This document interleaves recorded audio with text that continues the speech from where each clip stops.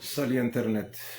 Aw bɛ fo dantɛ foli min na aw sigiyɔrɔ mana kɛ yɔrɔ o yɔrɔ a bɛ jama ka foli b'aw ye. Aw ni su aw ni wula aw ni tile o bɛ dépend aw sigiyɔrɔ la. Mɔgɔ mɔgɔ bɛ k'an lajɛ en direct ani mɔgɔ minnu bɛ n'an lajɛ k'aw bɛɛ fo dantɛ foli min na. A bɛ hakɛ to su kora mais n ko n bɛ nin vidéo kɛ sinon je n'aurai pas le temps demain ou après-demain. En fait foni situation kɛra cogo dɔ la quoi. Donc an bɛ foli di CDR membre bɛɛ lajɛlen ma ani sympathisant ani maliden ɲuman bɛɛ mɔgɔ mɔgɔ bɛ wuli ka jɔ la pour Mali bɛ se k'a yɛrɛ sɔrɔ cogo min na ka bɛɛ fo dantɛ foli min na sans oublier vraiment incontournable Jara Rastafari ale bɛ fo depuis Bamako a ka wuli ka jɔ ni cɛsiri ani a ka kelenya Maliko la ligne kelen depuis daminɛ fo bi sira kelen a faamuna dɔw fɛ dɔw ma faamuya hali bi k'a fɔ ale bɛ kɛlɛ min na. C'est très très compliqué pour certaines personnes mais bon c'est comme ça, il faut faire avec.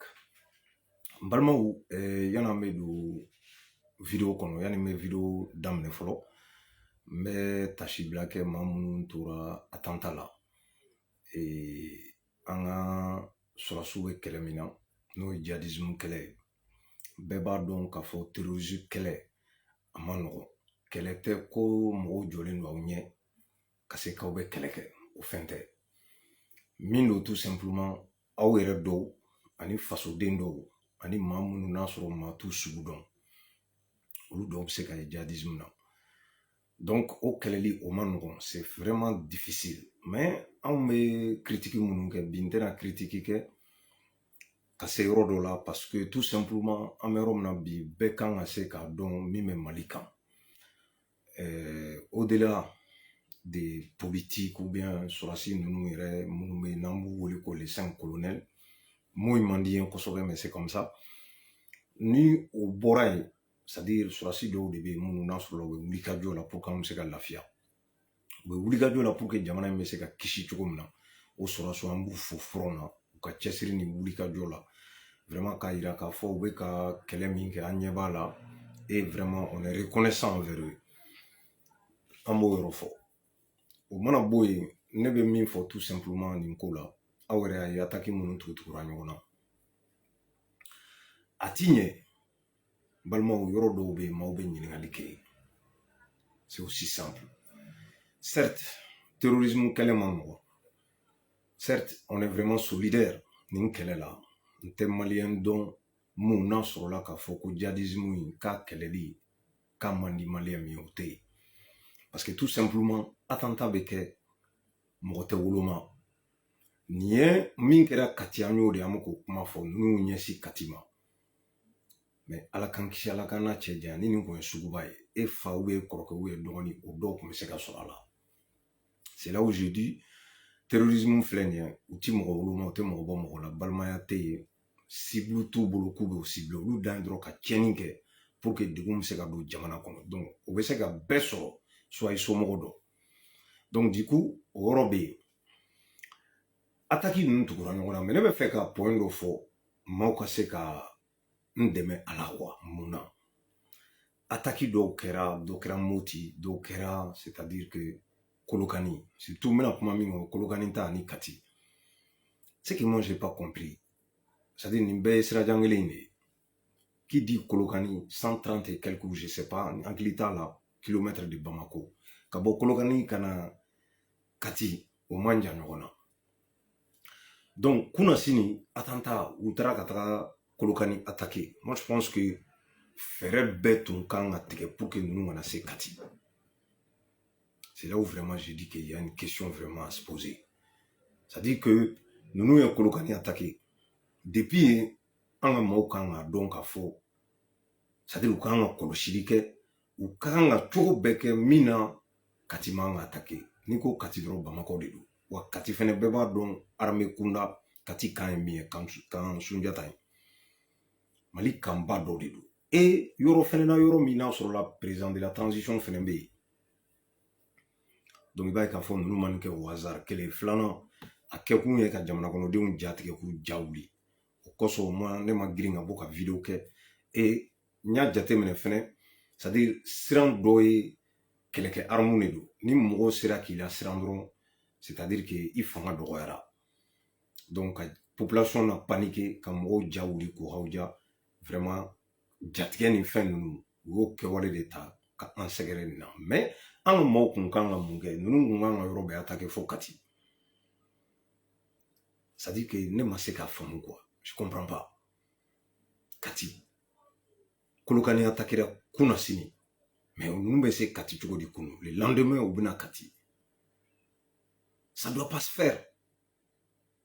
Mɔgɔw b'a fɔ non u dɔnnen tɛ et tout mais mesure jumɛn bɛ yen pour ka se ka wuli ka jɔ kɛ. Ni mɔgɔ min bɛ ne suit depuis longtemps o y'a sɔrɔ nin transition yɛrɛ ma na. Moi j'ai proposé depuis le temps IBK. C'est-à-dire hadamaden i bɛ critique kɛ c'est vrai mais i bɛ proposition fɛnɛ kɛ. O fɛnɛ o ye ko dɔ ye mais pour moi hali bi ne ka jate la hali bi an ka maaw tɛ ka wuli terrorisme kɛlɛ fɛ. Sinon terrorisme bɛ Bamako a tɛ diɲɛ yɔrɔ si. Siga t'a la dɛ. N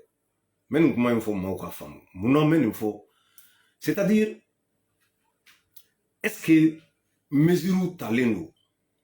Parce que ni kumana dɔw bɛna fɔ attentat kɛra Amérique armée min fɔrɔlen don ni diɲɛ bɛɛ ye attentat kɛra Bataclan ninnu kɛra Faransi yan caman bɛna nin kuma de fɔ. Mais ne bɛ min fɔ o yɔrɔ la comparaison n'est pas raison. An k'o fɔ ɲɔgɔn ye parce que don min na attentat kɛra États-Unis 2001 ani sisan cɛ a ye attentat wɛrɛ kuma mɛn yan? Non. Attentat wɛrɛ kɛra Faransi yan quoi depuis fin in na Bataclan na non an m'a mɛn fɔlɔ. C'est-à-dire surasiw b'an bolo gendarme bɛ yen policiers bɛ yen. Qui dit Kati i b'a fɔ Bamako de quoi.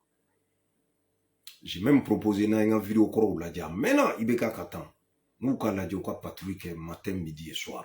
C'est-à-dire que gardiw ou bien gendarmes ou bien policiers ka ɲɔgɔn relever tilegan dere fɛ ka contrôle kɛ sɔgɔma k'a kɛ sufɛ k'a kɛ quoi. À l'époque dɔ ye interpellé ko c'est ko moyen bɛ Mali ko e bɛ mun wele comme moyen ko non ni ko i bɛ carburant kɛ mobiliw la essence tout ça là ça va prendre du temps wari tɛ Mali bolo dɔrɔn non a ma s'o la. Aw fɛn fɛn bɛ Europe ou bien Amérique attentat nin waati yan Faransi ou bien Amérique i tɛ taa diɲɛ gare la n'i tɛ sɔrɔsi dɔw sɔrɔ yen ou bien garde dɔw mɔgɔ saba saba naani naani u bɛ yala yala la marifa b'u bolo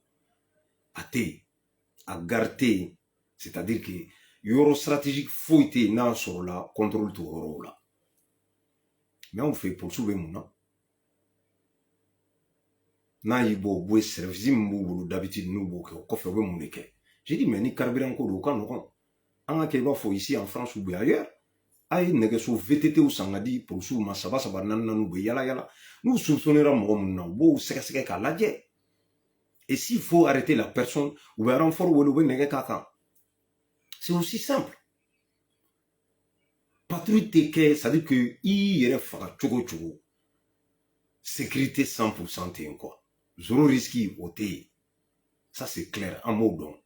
Mais maintenant pour que ka se ka c'est à dire que jamana kɔnɔdenw hakili sigi ka jamana kɔnɔdenw vraiment k'u lakana qu'est-ce qu'il faut faire? Moi ma question elle est là. A ye polisiw labɔ u ka yala dɔw bɛ yala u sen na dɔw bɛ a bɛ nɛgɛso de d'u ma a kɛra Faransi yan VTT bɛ polisiw bolo u bɛ yala n'a ye yan nɔ e t'o fɛ i b'u ye dɔw roulette b'u sen na dɔw yɛrɛ bɛ so kan mais nin bɛɛ bɛ jamana kɔnɔden minnu bɛ yen n'u ye polisiw ou bien gendarmew ye ka patrouille kɛ u hakili bɛ sigi a bɛ dɔn k'a fɔ ɲinini bɛ ka kɛ wa maa minnu fana ye maa jugu y'an cɛla fana olu bɛ siran ko bɛ ko la u bɛ siran k'a kɛ dɔw yɛrɛ bɛ yen nɔ u tɛ fɛ u ka ye u b'u dogo u bɛ maa caman de kisi mais k'an sigi ten fo ka ko bɛɛ dan sɔrɔsiw ma ou bien ko kɛlɛ bɛ nord de la an sen t'a la voilà u filɛ ka na Kati Kolokani donc centre ko kuma tɛ ka fɔ bilen o de y'a to n y'a fɔ anw bɛ catiri bɔ ni dɔn de la Bamako minnu bɛ ka san matin midi et soir c'est à dire que olu kɛlen i b'a fɔ u tɛ malidenw dɔw ye nin compliquelen tɛ o polisiw bɛ yen gendarmew bɛ yen gardiw bɛ yen cɛ a y'u labɔ ka dugu c'est à dire ka dugu minɛ Mali bɛ guerre de kɔnɔ depuis 2012 fo bi mais i bɛ taa yɔrɔ dɔ la a bɛ k'i hakili la k'a fɔ kabako de don a ka bɔ hakili ma quoi certes u b'a fɔ ko wa k'an ka territoire ka bon ka contrôler a ma nɔgɔn moi même j'ai dit ici ne taalen Mali la n taara burusi kɔnɔna minnu na k'a daminɛ Bamako fo ka taa se o dugu la ne ma polisi kelen ye n'a y'i bɔ comment dirais-je Kolokani n tɛmɛna pardon Kolokani tɛ yɔrɔ tɔw b'an kɔnɔ Kulukoro n'a y'i bɔ Kulukoro la ne bɔlen yen ma polisi kelen ɲɛ la ma gardien ma sɔrɔsi foyi o dugulamɔgɔw n tagara yen fɛnɛ o dugu kɔnɔna ma tenintigi kelen ye ɲɛ la. Vous pensez vraiment que ni terroriste ko k'u b'o yɔrɔ sugu gosi a bɛ nɔgɔya? A tɛ nɔgɔya. Donc ni turu sera Kati kɔni ma dis-toi que an bɛ Bamakɔ de sisan patrouille de bɛ kɛ H24 H24 u bɛ patrouille kɛ ka yala Bamakɔ fan bɛɛ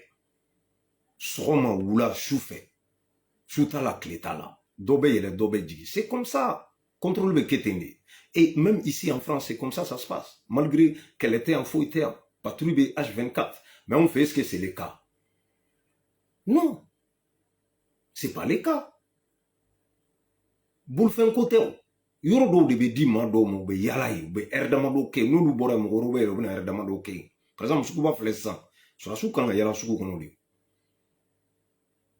Et puis, il va falloir que akanga misru koloshi quoi. Ne nous comment il faut biter de 2012 entre Ségou on s'est dit comment il mais c'est bien encore une fois ça dit que certes mado be en yere balma ou de do on en signé dans ce mais au beka djihadisme ko intaka ke islamé ko de o baraka na ke non seulement ka waju keto de kan yele ma mali kono ou kay misiri nous fene surveiller il veut m'assurer de en fait tu te poses la question nous bora mingana dépend où l'entou chiadon Pakistanais même la bi dantala certes vous n'en observez na ko wala minte kele ko ye mais faut ka nyedon ona nyona mo do be mo na sugu do ye siga be kula ni siga keru lo krote ko terrorisme do be jadi sudo anse kam mo dro ka foni terroriste mais ni menena ki sege ni notala ka labla ou bien ni c'est-à-dire que position ɲɛnama sɔrɔ i ka ko la i bɛ garder k'a lajɛ mais n'an continuera tant ça marche pas terrorisme kɛlɛli man gɛlɛn nɔgɔn dɛ ko nɔgɔn tɛ yan armée bɛ n bolo aradaru bɛ n bolo o fɛn tɛ renseignement de ka bon ale kɛlɛli la kosɛbɛ ka tɛmɛ fɛn bɛɛ kan bon renseignement bɛɛ tɛ apparemment fɛnw ye quoi adamaden minnu yɛrɛ citoyen minnu bɛ dugu kɔnɔ olu ka jateminɛ n'u ka kɔlɔsiliw o mana bɔ min kan ni maaw ye information na yɛlɛ famaw ka sɛgɛsɛgɛli senfɛ u bɛ se ka camanba de bɔ c'est-à-dire que nin terrorisme ninnu na sinon k'a fɔ de ko renseignement radar de avion de n ye marifa o tɛ o dɔrɔn tɛ y a pas que ça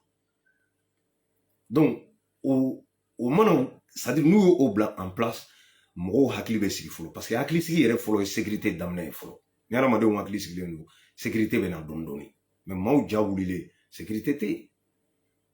Vous avez beau faire tout ce que vous voulez, ni Maoudia, ça ne marche pas. Mais quand tu vois vraiment des militaires ou des gendarmes ou bien des policiers, ou des patrouilles là, avec moi Klisi. Parce que amana ke chogo ko yukela ko nte policier ou des gardiens ka be joro là. Donc moi je pense que quand on ni mesure nta pour que couvre-feu certes à kan. Wagati kono mais couvre-feu te là-bas. Parce qu'il faut mako bara de ke. Bon bega bara te, ça dit que journée kono na donc woro ka jateminɛ y'a faamu et puis u bɛ ka maa minnu minɛ Kati problème in na n'an ɲɛ b'a la sur les réseaux sociaux vraiment ni c'est amateur quoi u ka civil k'u sen bɔ nin vidéo filmeli in na maaw filmer nin dɔw bɛ se ka kɛ i bɛ taa sɔrɔ terroriste tɛ a dɔnniya tɛ ne yɔrɔ n t'a fɔ maaya ye maa t'a ye mais certes i bɛ mɔgɔ kɔni sɔrɔ a la min n'a sɔrɔ peut-être terroriste tɛ mais siga kɛlen don a la mais u bɛ taa maaw filmer k'u bɔ k'u bin c'est-à-dire que les civils yɛrɛ ye o yɔrɔ la terroriste filɛ il est armé hein ala ka ceinture a bɛ se ka bombe bila a la a ka pantalon samaraw kɔnɔ bon civils na yɔrɔ t'o yɔrɔ y'a ye nin baaraw to gardiw ma ni policiers ni gendarmes c'est pas à nous d'aller faire ce boulot là c'est pas notre boulot an t'a ɲɛdɔn minnu b'a baara la na u b'a baara ɲɛdɔn olu de kan ka taa ka nin kɛ mais c'est pas à nous de le faire ça certes an bɛ se ka information di ni siga kɛra mɔgɔ min na a bɛ se ka information dayɛlɛ et puis an k'an kɔlɔsi maa minnu tɛ maa dɔw fɛ k'olu désigner k'u kɛ terroriste ye faut faire attention parce que n'i ye wele bila population ma ko n'u sigara mɔgɔ la u k'a ko fɔ mɔgɔ dɔw bɛ yen u ŋaniya man ɲi an k'o yɔrɔ fɛnɛ jateminɛ k'o la kosɛbɛ u ŋaniya man ɲi u bɛ se ka taa mɔgɔ dɔw yira u jugula mɔgɔ dɔw k'o désigner k'o kɛ terroriste ye ka sɔrɔ terroriste tɛ donc n'o yɔrɔ ma jateminɛ bi n bɛ se ka taa kɛ dɔw kan an y'a ye Kati u ye cɛ dɔw minɛ maa dɔw bɔra vrai ou faux ne t'a dɔn ne kɔni ne ye vidéo in partager parce que u ye audio de kɛ ka cɛ photo bila u ka maaw ko ko terroriste tɛ ko Buya Haidara ɲɔrɔn k'o ka kalanden dɔ don donc k'a bɛ yala yala zawiyaw ni ɲɔgɔn cɛ u y'o minɛ an y'o photo de ye u y'o minɛ k'o ye terroriste ye a photo kɛra ka fan bɛɛ fa kunu mais maaw sɔrɔla tiɲɛ wa ngalon je n'en sais rien mais maaw sɔrɔla minnu bɔra k'a fɔ terroriste tɛ donc u k'u kɔlɔsi o la parce que maa dɔw bɛ se ka maa dɔ désigner k'a fɔ ko djihadiste ou terroriste ka sɔrɔ o tɛ donc ni n y'o fɔ vraiment a ka faamu ne ka proposition ye nin de patrouille ka kɛ H24 c'est-à-dire mobili ko tɛ k'a fɔ ko ka essence kɛ mobili la ka yala yala non o ko tɛ u bɛ se ka yala u sen na yan taw bɛ yala u sen de la u bɛ gare bɛɛ k'u sen nɔ ye gare ninnu ni c'est-à-dire que place publique ninnu na i b'a sɔrɔ surasi 4 5 bɛ u bɛ yala yala la marifa b'u bolo u bɛ ka surveillance kɛ c'est-à-dire rien que ça a bɛ se ka mɔgɔ siran kojugukɛla siran ka bɔ o yɔrɔ la donc jama min bɛ kɛ yen yɔrɔ ninnu na olu bɛ kisi mais ka maaw t'u yɛrɛ ma ten k'a fɔ ko bɛɛ k'i hakili sigi ten i ɲɛ tɛ mɔgɔ la maa min b'i kɔlɔsi surtout an bɛ ko min kɔnɔ bi a ma nɔgɔ an k'an kɔlɔsi nin yɔrɔ la c'est très très important moi je pense que ne bɛ o yɔrɔ fɔ a ka se ka faamu ni n bɔr'o la n bɛ na parce que n y'a ye campagne dɔ bɛ sen na je pense que mɔgɔ caman ye vidéo kɛ CDR mɔgɔw la ani mɔgɔ caman ye vidéo kɛ minnu n'a sɔrɔla u y'a kuma fɔ mais ne bɛna yɔrɔ dɔ fɔ a ka se ka faamu transition soi-disant les supporters de la transition les vidéomans minnu n'a sɔrɔla u tɛ kulun kunna u t'a ju la olu de bɛ ka campagne wuli ka maaw tɔgɔ tiɲɛ k'u la gosi ko transition b'u minɛ k'u datugu ko fasoden jugu don an ye vidéo caman ye minnu ye vidéo kɛ nin ko kan k'a fɔ ko maa dɔw bɛ yen k'olu kan ka minɛ de k'u don kaso la munna parce que k'u kumana munna u hakilina ye min ye u y'o fɔ donc nin ye Seku Tunkara ka campagne ye nin ye wulujugu zɔngɛba Binajan olu ka campagne de ye n y'a ye olu de bɛ ka fɔ n ye Fɔnba ni Bugumabel ninnu bɛɛ ye u ka kuma ye nin de ye mais kuma in bɛ maa damadɔ de viser à Bamako au-delà des politiciens là a bɛ maa dɔw de viser kuma in tɛ ka maa si sɛgɛrɛ ni maa fila tɛ Bamako à mon avis minnu bɛ kuma Mali ko la Malik Konate Rasbach nin cɛ fila n'i ye seke ninnu ye bi transition ka ninnu minɛ k'u don kaso la leur objectif c'est ça u ka laɲini y'o de ye wa u bɛ k'o de reproche kɛ transition na a ka se ko fasoden jugu dɔw bɛ jamana kɔnɔ moi ne bɛ fɛ k'a dɔn quoi fasoden jugu ye jɔn ye c'est beau ka bɔ sans argument a tigi bɛ ka kumakan min fɔ k'a sɔsɔ ka dɛsɛ ka na ni argument ye ka se k'a tigi ka kuma kɔkari walima k'a sɔsɔ dalu min bolo k'o fɔ mais e ka argument bɛɛ n'i y'a fara ɲɔgɔn kan a bɛ résumer mot kelen de la ko apatride o yɛrɛ n'i y'o kɔrɔ la bamanankan na c'est à dire que jamana tɛ mɔgɔ min na a b'i b'a fɔ réfugié quoi quelque sorte jamana tɛ mɔgɔ min na bon u b'a fɔ mɔgɔ ma indigne dignité tɛ mɔgɔ minnu na moi je pense que n'i bɛ mɔgɔ qualifié a k'a sɔrɔ e yɛrɛbakun e bɛ ka nin min fɔ e bɛ ka nin fɔ mun na parce que e fɛnɛ bɛ ka min fɔ kɛ o tigi bɛ se k'e qualifié k'e apatride de ou bien k'i ye indigne de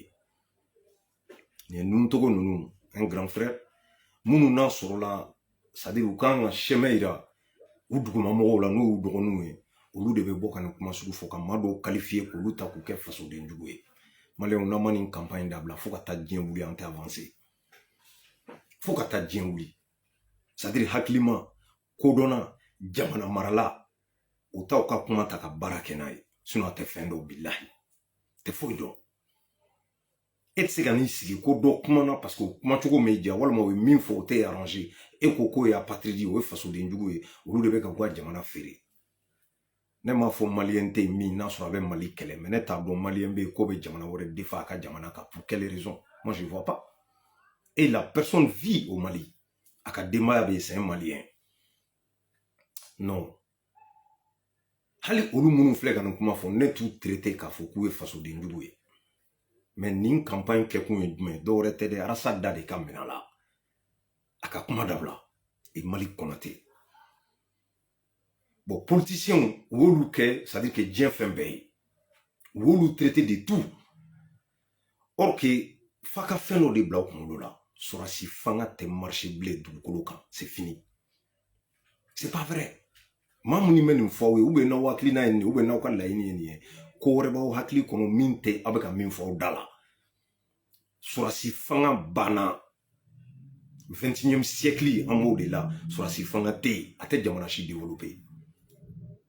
Ou nana, ka coup d'état qui on y a condamné. Après coup d'état, qu'est-ce qu'il faut faire? En béni. Ou bien élection de là, ben, ou ka barate kubna jamana jo, non.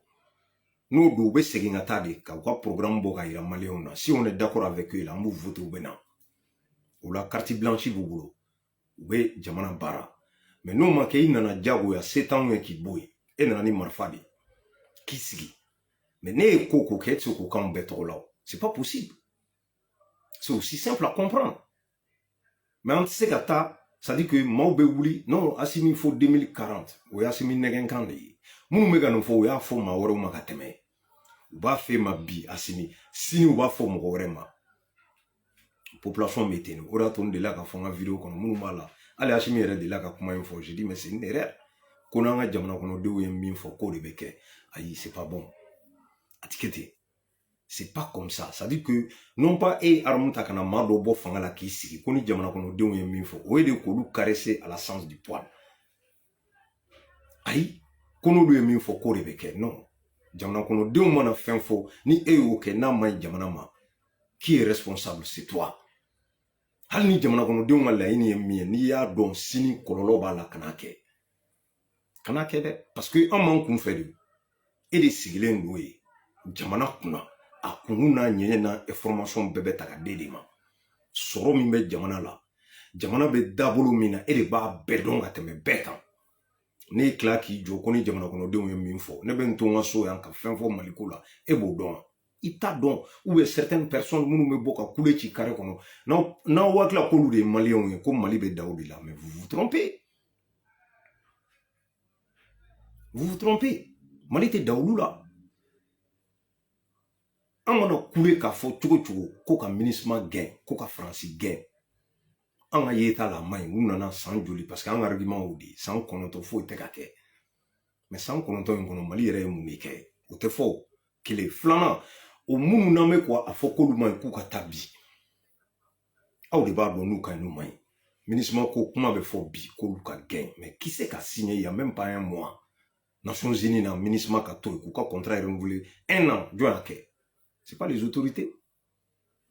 Le lendemain, Mando sur le Dougou kono ka boka nou jo. Soi-disant les supporters les mêmes transitions. Vous le boka nou jo kono ko ka ministre gay. Moune kere entre-temps. Qu'est-ce qui s'est passé? Nous on se pose la question. C'est-à-dire la seule chose en même mine ni dro jamana jo tien ka. Ay tien fo malien mais aka gele on le sait. Amano jamana jo mano surtout en me crise min kono. Voilà pourquoi on ay tien fo. Tiens mon enfant maou vous préparer pour siki ka kono ko mana na te balula mais na maou nege ka fo minte tien na tien na dondo weti ka ulade ora to anya fo munu me boka propagande nga mai ama fo do là de c'est juste pour ça dit que on a fait bima do be ka bo j'en fais pas partie kana on yininga ay min befo ka fo ko sebawi ka be so la utraka ta kolokani attaquer si ça faut asimi yere be rom na no e katiye quand Sunjata attaqué. On se pose la question. Femme il faut radar ko la tien do tiente. Netede, ne de ga kuma vidéo là. Ne nyogon do be brusu kono se pose la question. Ah, nous ko bo mali armée 600 rekoro. Mais ni sera ka todi. Ama fatse ka kede. Question e awe min fo folo yana kake. Ay min fo mawe ka fo l'armée monte en puissance ko bekan bi am se ka keleke anyere. Je vais bien. Mais Aïmim Befo commentaire la maouye sur les réseaux sociaux. Aouda armé la cri ni boumame les resgilés. Avec Yagla Kafo, Mali, c'est-à-dire que armement be clé balé de boulaskili. Avec un mingue ni propagande net à qualifier fouillé. Mouna parce que kata Google quand kata nininge à savoir avion ni même munke ni avion trop ni avion sérieux ni kaniski ko faux vidéo kono. Ça veut pas dire que tu connais l'armée. école de guerre kemi. Non, moi je suis désolé, ni ka armée ka bara gele au boulot de. Parce que bi maw bena ye ka fo ah parce que anya yo to abora jo be ga mun fo bi. Ko Mali e begen ka fo ka be se mais munani me ka ke. O yara o to abora jo ka kuma ye. Mais malien do fene sigilen ni do min fene be ka kuma fo. Ora to ango ngai sabali. Aw te an ka transition dɛmɛ mɔgɔ minnu bɛ ka transition dɛmɛ a bɛ ka minnu traité des indignes fasoden jugu bila olu de bɛ ka transition dɛmɛ. Je vous donne juste un exemple. Ko damadɔni min kɛra dans ce dernier temps na ni arasa kumana k'a ka grand dossier la sɔsɔcogo t'a la sɔsɔcogo foyi t'a la au contraire c'est-à-dire que nin transition bɛ ka baara kɛ n'o de ye ka tɛmɛ aw bɛ kule min ni bo fara min na réseau sanfɛ bilahi parce que an ye mun constaté minnu minɛna Ivoirien sɔrɔsi minnu minɛna n'a fɔra ko u b'u considérer comme mercenaires an ma bɔ k'a fɔ k'u jo b'a la nous on n'a jamais dit ça ni moi ni quelqu'un d'autre ni Arasbach non on n'a jamais dit ça on n'a pas dit que Alassane sen tɛ ko la an ko de n ka ye jateminɛ kɛ nin ko bɛ gérer cogo min na a kana kɛ maaw bɛ bɔ vidéo la ka Côte d'Ivoire dɔgɔya k'a nɛni ka Alassane nɛni a bɛ na ni conflit ye an ye nin de kangari da wallahi an ye nin de kangari da malien minnu sigilen bɛ Côte d'Ivoire malien minnu furulen don Ivoirien ma Ivoirien minnu kɛn bɛ ka malien musow furu an ko n ka y'aw kuma cogo dɔn nin bɛ régler entre les deux états ka sɔrɔ aw ka manamanakan fɔ ni tasuma wuli tɛ ka bila jamana kɔnɔ c'est ce qu'on a dit an ye nin de fɔ maaw ɲɛna mais wo de ta ko non k'u bɛ ka jamana wɛrɛ dɛmɛ u ka jamana kan mais malien minnu bɛ yen les 6 millions à l'extérieur olu ye jɔn olu tɛ malien ye wa les 4 millions la minnu sigilen don Côte d'Ivoire olu tɛ malien ye wa an ko a bɛ ɲɛnabɔ de u ni ɲɔgɔn cɛ Asimi b'a dɔn min kɛra Alassane b'a dɔn min kɛra n'a bɛ régler a bɛ régler de u yɛrɛ ma ni ɲɔgɔn cɛ entre l'état mais nous la population an ka foyi tɛ nin na a kana taa kɛ conflit wɛrɛ min kɔlɔlɔ bɛ se an ma an bɛ kɛlɛ wɛrɛ kɔnɔ front dayɛlɛlen fan bɛɛ fɛ bɛɛ gɛnna bɛɛ y'an jugu ye an yɛrɛ sigilen don an ka so ten ka lajɛli kɛ an bɛ tila ka tuguni ka ɲɔgɔn kɛlɛ tellement an bɛ ka maaw kɛlɛ an bɛ ka ɲɔgɔn kɛlɛ fasoden jugu ninnu tɛ jamanaw fɛ dɔw bolila yan fɛ politiciens de ye jamana nin ci sɔrɔsiw fana ye jamana ci po ala tɛ se ka wuli ka bɔ a dali la c'est aussi simple à comprendre i bɛ Mali ta dɔrɔn ka histoire lajɛ la réalité elle est devant nous tous mais dɔw de désigner parce que campagne min bɛ o ye ka mɔgɔw dénigrer ka maa dɔw buruja k'u dɔgɔya de politiciens de bɛ diɲɛ in mara yanni diɲɛ wuli cɛ quoi fo de ka don aw kunkolo kɔnɔ siga t'a la dɛ imaginez nin incident min kɛra entre la Côte d'Ivoire et le Mali s'il y avait vraiment un autre soldat comme Assimi en Côte d'Ivoire ça allait être comment n balimaw a ye tiɲɛ d'aw ɲɛkɔrɔ tiɲɛ foli tɛ k'i bɛ ka dɔ dɛmɛ dugukolo bɛ meleke ne tɛ mɔgɔ dɛmɛ Mali kan o ne yɛrɛ nature ye ne sang de bɛ couler ten siga t'a la dɛ mais nkalon kan ni tiɲɛ ni propagande ta kana ka maaw fitinɛ k'u bila balawu la ne ko n tɛ balawu de fɛ ne ko balawu de kana kɛ an ni maaw cɛ maa minnu n'a sɔrɔla c'est à dire que ils ont pour rien foyi u ma foyi kɛ maa minnu bɛ nin ko da la ni jugement kɛra ou bien ni enquête kɛra k'a dɔn min don a bɛ régler cogo min na entre les deux états a bɛ kɛ ten ni ɲɔgɔn caman bɛ kɛ o a bɛ régler ka sɔrɔ an population t'a kalama mais munna nin bɔra kɛnɛ ma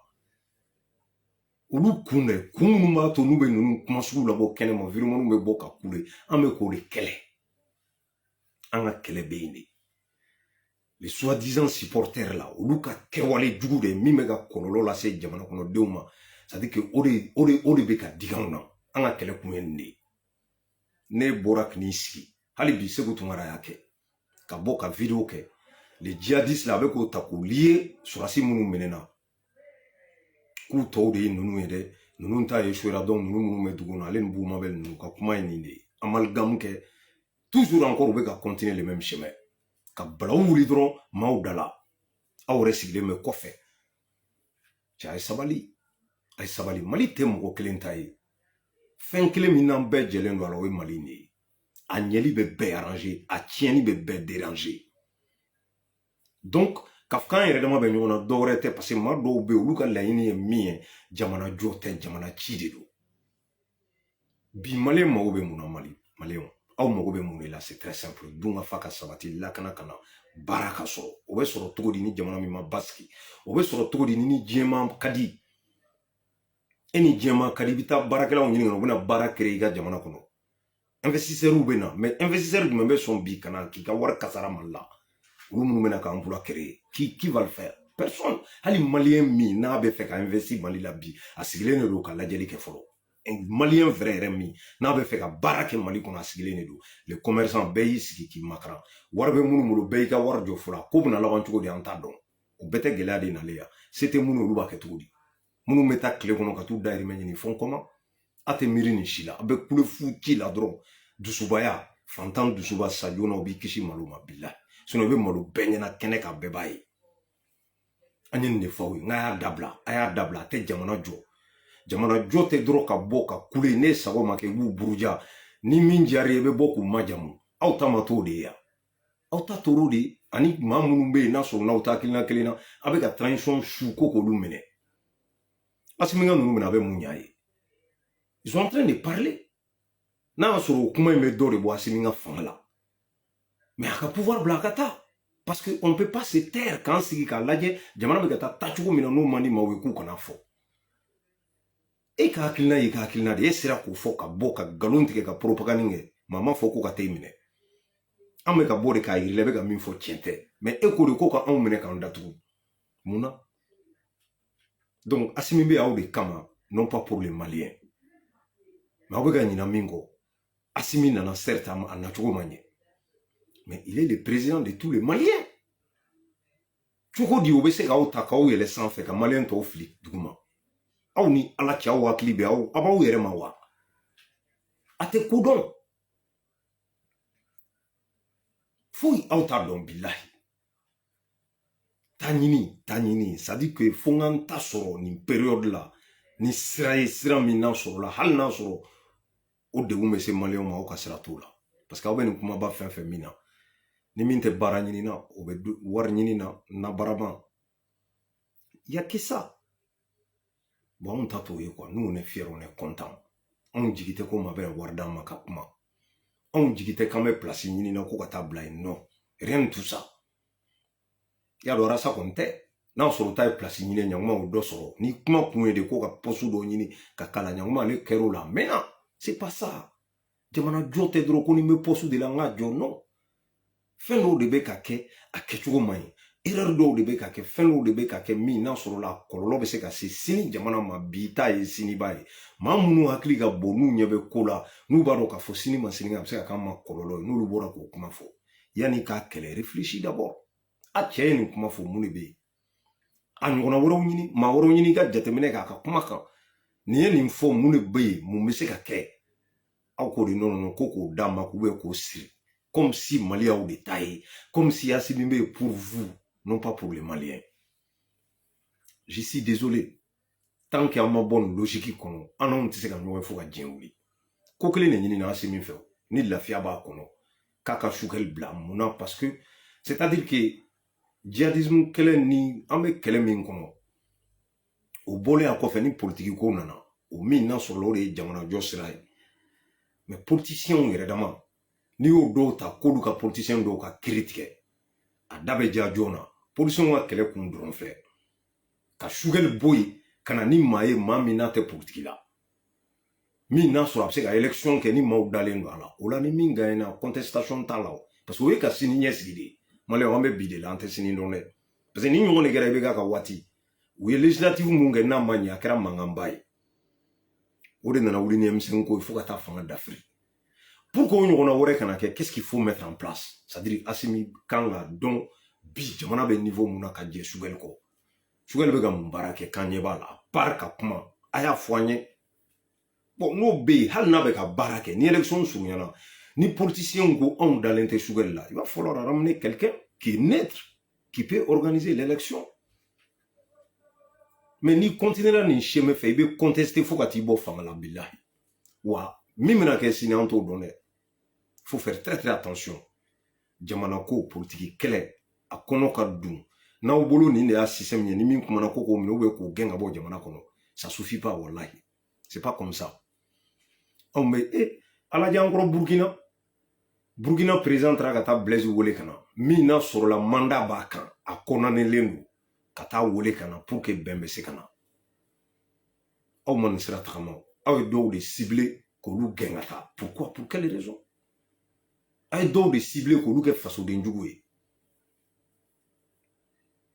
maliyɛnw an ka bɔ nin kɔnɔ nafa foyi t'an k'a la n bɛna vocal dɔ jouer a b'a lamɛn nin ye kabako de ye dɛ ninnu ka campagne ye de ka madon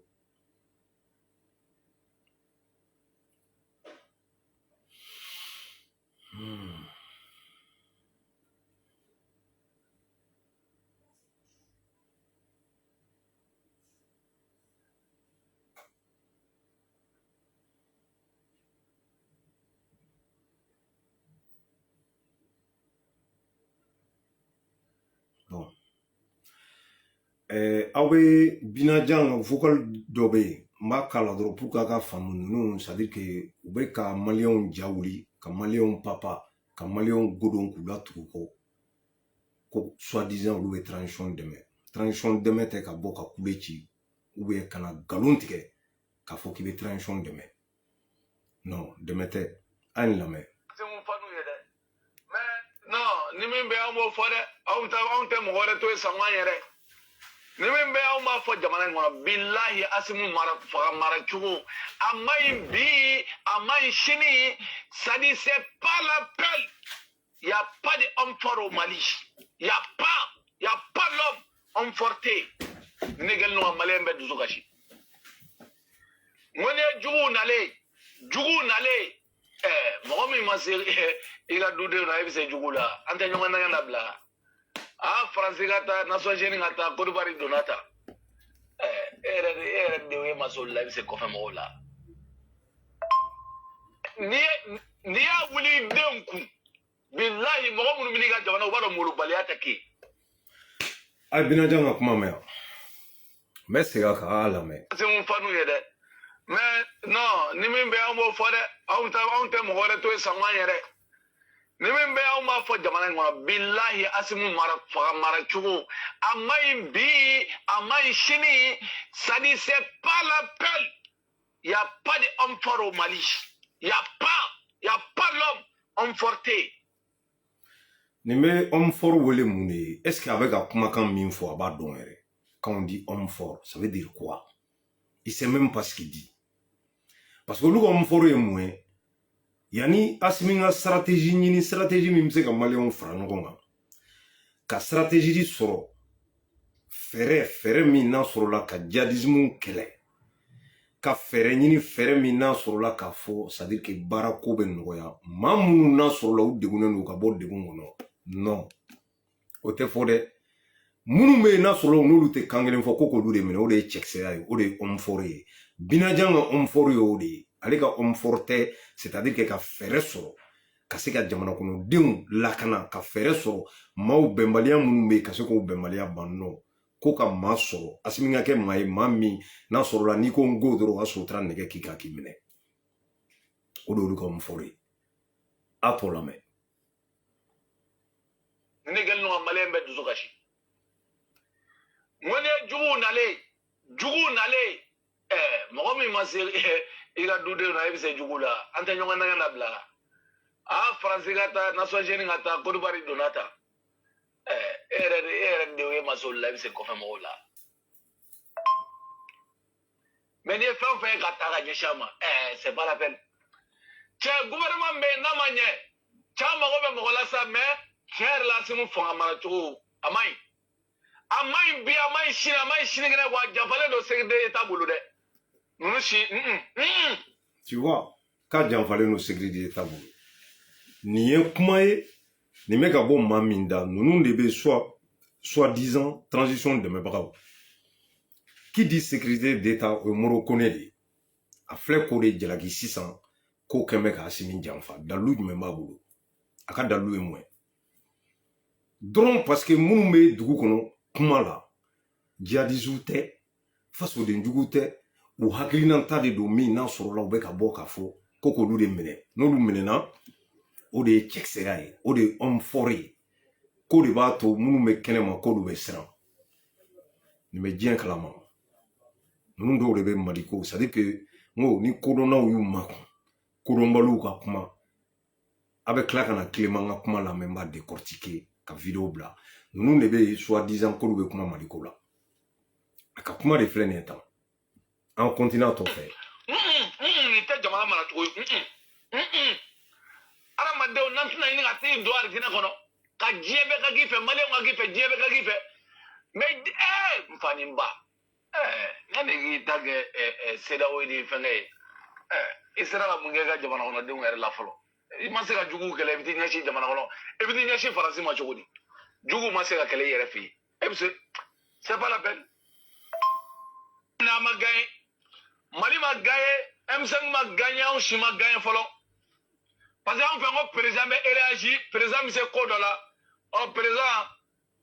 ni a tɔgɔ ko mun yɛrɛ fɛn ye tɔgɔ ko casque bleu mɔgɔ ninnu tɔgɔ u yɛrɛ b'a fɔ ma cogo di putain de merde ministre ni ok ko mɔgɔ ninnu casque bleu mɔgɔ ninnu ministre c'est ça ni ma fili ministre donc ministre mɔgɔw n'aw y'a fɔ ko de ye kuma fɔ jamana yɛrɛ jugu bɛ yen nɔ olu bɛ min fɔ président non président yi non président ni san pɛrɛ cɛ président kun salen don wa non Asimu non denmisɛnnin kɛlɛ mɔgɔ bɛ to tan birifini bɔ i nun la corona banna bilahi an ka tɛmɛ an ka taa an ka baara fɛ cɛ Asimu ni ye wagabiya i t'a dɔn misiri kɔnɔ n ko ni Asimu ye ni ala deli de b'i ye kɔlɔsi taa misiri kɔnɔ dɛ maa tɛ sigi président la ten dɛ jamana mara n'o tɛ kelen jamana mara tɛ i n'a fɔ sɔrɔsiya bataillon dɔ marali dɛ o ni jamana mara tɛ kelen dɛ Asimu y'i seko kɛ a y'a Asimu ta sa a y'a seko kɛ a y'a tɔgɔ lase diɲɛ bɛɛ a y'a ta ko ale bɔ a ka poste dɔ d'a ma aw kana ni jogɛlɛ ye jogɛlɛ u mɔgɔ 5 don a ka changer joona jogɛlɛ parce que président yi jamana mara cogo ma ɲi dɛ an k'o fɔ ɲɔgɔn ɲɛna depuis sisan dɛ an kana ka kɛlɛ kɛ fu ye dɛ anw y'a fɔ an kana kɛlɛ kɛ fu ye président yi jamana mara cogo ma ɲi dɛ président yi jamana marali ka d'a ye jamana jugu fɛngɛli ka d'a ye mais président min tɛ se ka senkɔrɔ jugu kɛlɛ o président fo ka diɲɛ wuli o tɛ ɲɛ sɔrɔ ko la anw b'a fɔ dɛ o tɛ se ka ɲɛ sɔrɔ ko la a vidéoman bɛɛ ka slogan ye nin de ye ko senkɔrɔ jugu ko jugu minnu bɛ kɔnɔna la jɔn de ye jugu ye kɔnɔna la moi ma question elle est là ninnu bɛ ka jɔn de désigner k'olu ye jugu ye dɔwɛrɛ tɛ dɛ u dɛsɛlen don ka se ka bɔ ni argument ye ka maa minnu contredit n'o dɔ ye Alassane Malick Konate ye u ka mɛn n'olu de ye tile fila in na u ka campagne wulen n'olu de kama maliyɛnw jamana in wallahi an bɛɛ jɛ don mais jamana mana kɛ fangelema ye depuis nin fanga nana maaw farala de maaw ma fara ɲɔgɔn kan parce que anw tun bolo ninnu mɛna ka baara kɛ baara min n'a sɔrɔ maaw bɛ fara ɲɔgɔn kan si vous vous souvenez en 2012 le temps de comment dirais-je Cheikh Diarra c'était pas comme ça. C'était pas comme ça. Comment ça se fait qu'aujourd'hui, bɛɛ faralen don maa si tɛ si fɛ bɛɛ bɛ ɲɔgɔn na bɛɛ bɛ kɛlɛ la mun na ka sababuya kɛ Sugɛli nalen maa dɔw de ta a yɛrɛ ka kuma c'est à dire que le vidéoman a kan ka fɛn kɛ minnu ye k'u bila ka kuma u bɛ mun fɔ o de bɛ ka na ni tiɲɛni ye farali ka maa dɔw désigner olu ye fasoden jugu ye hɔrɔndenw dugutigidenw olu bɛ yen olu de y'olu ye an tɔ fɛn fɛn bɛ yen si on n'est pas d'accord avec an ye fasoden jugu de ye ɲɛ bɛ vidéoman wɛrɛ la maliyɛnw c'est-à-dire n'o ye an balimamuso dɔ o fana bɔra bi k'i fɛnɛ bɔ mɔgɔw kan n bɛna nin vidéo nin k'a la a b'a lamɛn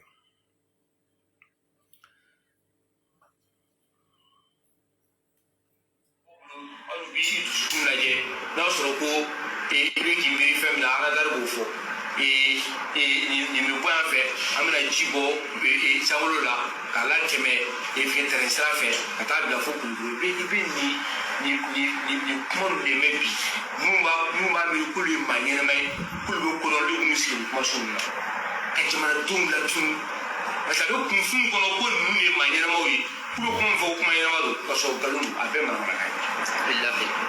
u kan ka interdit Mali armée kan ka interdit n'a bɔra diripa la n'o ye sɔrɔsiw yɛrɛ ka kunnafoni diyɔrɔ ye mɔgɔ mɔgɔ n'i da don armée ko la k'i sigi ka don ta bɔ ta u k'i minɛ ka t'i da don parce que Mali n'y est quel est ce nom mais il y a nous ou pas la main, à me faire faut pas payer ou pas payer la main. Souvent on a plan, en stratégie plan, on est à faut Facebook ça. Quel est ce là-bas donc si ça y est, quand on va se faire voir ça. Ah mais le sur le souper du strain là, que l'on a strain ticket, on peut préparer, ou tu n'as une tue, on a déjà sous la on va faire un matin. Fait au soutien à l'armée, armée ça, armée fait comme armée d'information de acheter Mali armée soutien. Donc maintenant, ne man fo Clément de a fo. Fɛn fɛn bɛ ka bɔ a bɛɛ u ka virement fɛn fɛn bɛ u tɛ ka armée dɛmɛ billahi armée dɛmɛli ye mun de ye de ka bɔ ka kule wa ka bɔ ka nkalon tigɛ maliyɛnw ye o de ye armée dɛmɛ ye ka bɔ ka na fɛn fɔ fɛn min i yɛrɛ b'a dɔn tiɲɛ tɛ o de ye armée dɛmɛli ye an k'u ka bilan résumé Bubu Mabel Fomba Nuntogo Segu Tunkara ninnu ye fɛn fɛn fɔ jamana kɔnɔdenw ye sécurité kun kan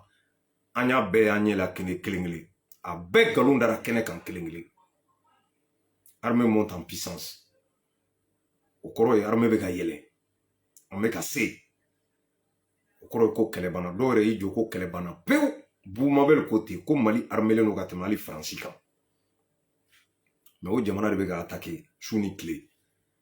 o ko radar bɛ yen hali ŋaniya o b'o ye kuma tɛ k'a fɔ ko c'est à dire que fɛn dɔ natɔ don bon ni mɔgɔ min bɔra bi k'i jɔ k'aw ye radar ko min fɔ munna m'a ye ko terroristes bɛ ka na ka t'i attaquer a bɛ se k'o tigi jalaki a tɛ se k'o jalaki parce que aw de y'a fɔ c'est là que an b'a fɔ nin yɔrɔ la yan nɔ nin de ye propagande ye nin de ye nkalonfin ye lagalagatɔba dɔ sigilen don Faransi yan a t'a kun dɔn a t'a ju dɔn billahi a bɛ hakɛ to a tɛ foyi dɔn bagan sigilen c'est à dire hali n'i ye cɛ kuma tɔgɔ ye a yɛrɛ b'a dɔn k'a ye bagan ye quoi i bɛ se ka kɛ bagan ye mɔgɔw k'a f'i ye mais i yɛrɛ k'a dɔn k'i ye bagan ye olu de sigilen don radar bɛ yan i ŋaniya i ka so kɔnɔ o bɛ dɔn yanni i ka bɔ k'i bɛ taa kojugu kɛ o mana sɔrɔ jamana fɛn fɛn la ça sera un pays le plus sécurisé au monde o tɛ hali États-Unis hali sini drogue bɛ feere États-Unis hali sini attentat bɛ kɛ hali sini maaw bɛ faga yen a bɛna nin fɔ minnu bɛ yen i b'a fɔ Clément ye min fɔ sa kunfin minnu bɛ yen n'u bolo a bɛ ka min fɔ tiɲɛ don n'u nana ye k'a fɔ kojugu dɔw nana kɛ ko radar bɛ min u b'o de ɲininkali kɛ u kan ka ɲininkali kɛ parce que aw de y'a feere u ma aw de nana nkalon feere u ma n'u nana ka na ye k'a fɔ o tɛ tiɲɛ k'aw ɲininka aw ka nkalon na aw bɛ se ka mun de fɔ c'est là que u bɛ tila tuguni ka bɔ u ka réponse kɛra mun ye bi o maaw ma ko wayi k'olu t'u ka jamana fɛ fasoden jugu de don quand tu parles seulement k'u contredire dɔrɔn u bɛ bɔ k'i t'i faso fɛ donc e ka fara olu kan ka nkalon lafasa ka nkalon tigɛ o de ye fasoden ɲuman ye bi Mali kɔnɔ être menteur o de ye fasoden ɲuman ye n'i bɛ bɔ dɔrɔn ka c'est à dire que transition in ma jamu ka couler vivre armée e kɔni e ye patriote de ye mais quand il dit que nin min bɛ ka kɛ a man ɲi a y'a dabila e ye apatride ye tout de suite an bɛ nin de waati kɔnɔ bi maaw bolo maa minnu n'a sɔrɔ la o kɛn bɛ k'olu entretenir soi-disant les vidéomans y'a dɔn Segu Tunkara filɛ ne y'a fɔ a ye qualification fɛn fɛn d'a yɛrɛ kan n'a y'a sɔrɔ k'a fɔ k'o ye tiɲɛ ye a ye Mali de malo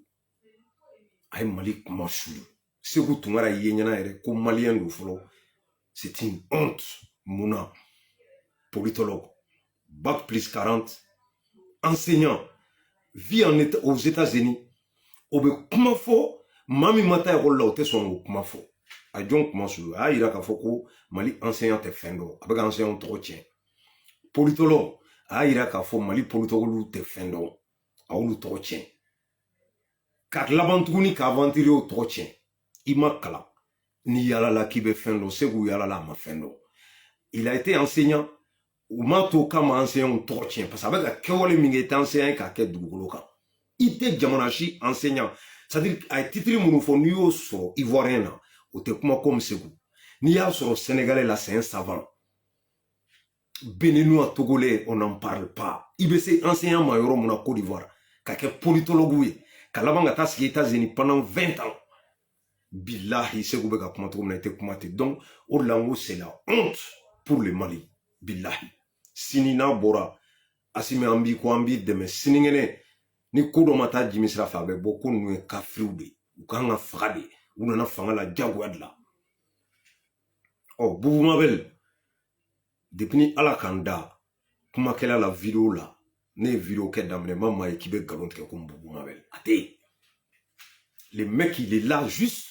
ka galon tigɛ a yɛrɛ côté f'i ka galon de tigɛ ko hali n'o bɛ bɛn k'i sigi ka cɛkɔrɔba dɔ bonbonsi sama k'i k'a kɛ. En ce moment là anw b'o lamɛn bilen yan an bɛ da o dalakan na ale de bɔra yan k'i sigi ko hala ko Mali kɛlɛ banna pewu a bɛ k'a fɔ a ka vidéo kɔnɔ ka galonba tigɛ le lendemain attaque ninnu daminɛna. Cɛ nin bɛɛ la aw tɛ ka leçon sɔrɔ nin bɛɛ la aw tɛ ka miiri k'aw bɛ ka maa dɔw de jatigɛ maa dɔw de bɛ ka sa nɔrɔ la an ka surasi minnu bɛ yen olu de bɛ kɛlɛ la matin midi soir. Cɛ a y'a to surasiw yɛrɛ k'u ka communication kɛ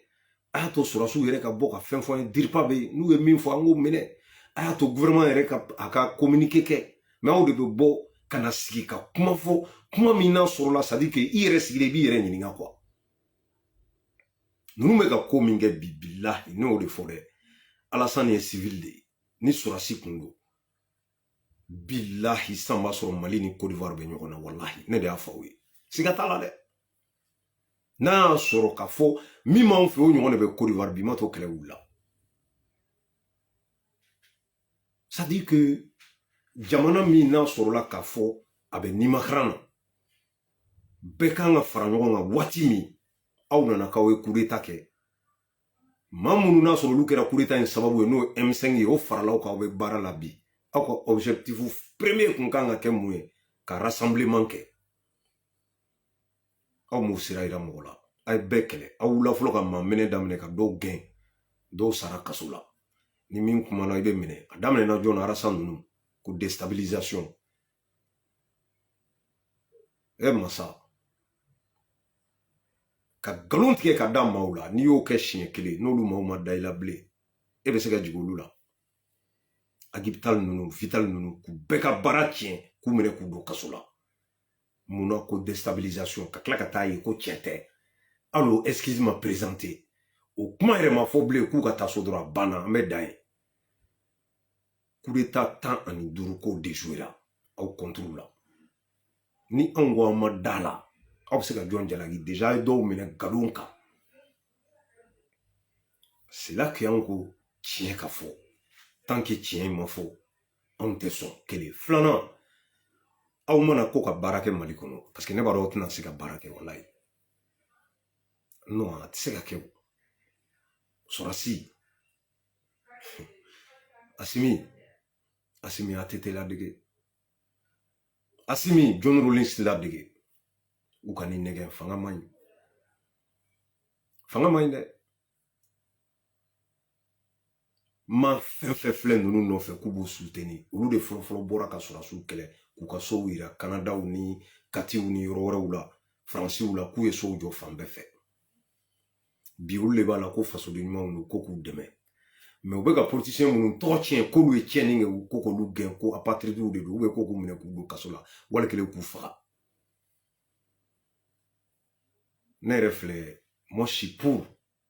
ka maaw juger parce que je suis tellement sévère mais an kana bi maaw kan an kana bɛɛ tɔgɔ tiɲɛ ko o ko n'a ma prouver k'i nɔ t'a la i man ka minɛ o la quoi mais an kana kɛ dalakan ni gɛrɛnna baro ye ka wuli ka dugu minɛ ko don maaw kunna ka maaw kɛ zo ye ka dɔw c'est à dire que kabako de don a ka bɔ hakili ma quoi ni min nɔ bɛ min na i ka minɛ moi je suis d'accord mais aw bɛ ka sɔrɔsi minnu défend aw de fɔlɔ bɔra k'a fɔ yan dɛ anw tɛ dɛ a ma bɔ anw si da bi k'a fɔ ko ninnu u ye sow san dɛ escrocs don u bɛ tiɲɛni na u bɛ sonyani na a ma bɔ anw da o corruption yɛrɛ kɛlɛli an bɛ min a kuma fɔra an bɛ min Mali kura an ɲɛ tɛ foyi la foyi tɛ ka kɛ u ye ko n'u ma bɔ yen minɛ ko population t'a faamu kuma fɔra yan o minɛna o sara kaso la Ala ka hinɛ a la maa dɔw minɛna o banna a tɔ bɛɛ an t'a kalama et pourtant i bɛ ka ye kaye bɔ ka yira an bɛɛ la yan ko n'a min miiri silamɛya ma a tɛ y'a kɛ i bɛ ka y'a kɛ o kayew bɛ min n'aw tɛ don olu kɔnɔ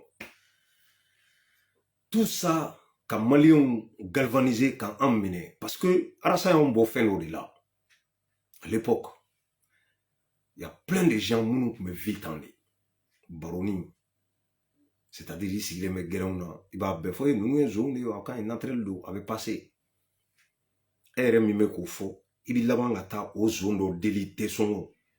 ani essence sɔngɔ la ani nasɔngɔ la